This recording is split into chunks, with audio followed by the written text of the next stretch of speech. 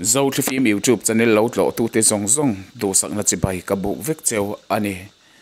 voin hi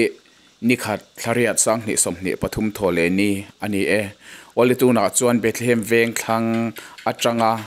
chanchin thar kan don kan han chiar chua ka nge zual ko Young Mizo Association Bethlehem veng thlang branch ming pi lal ngeng pui to chong kumsom nga pakhat thi chan kal thalo chung te anu lal thiang limi khiang te afanu lal be se ye section taite sena section school veng Kaushan Presbyterian Bethlehem veng lai Kaushan thi hun nikhat ogat sang ni somni pathum thole ni tlai lamdar thum le achen ve Khan Greenwood Hospital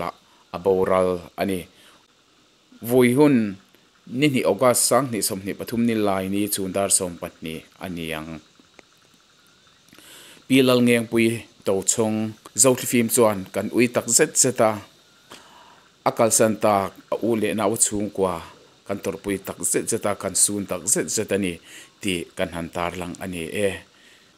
ama kan hriat ring nan le ama kan sun nan al hasak moi takhi kan lo han ngai thla ange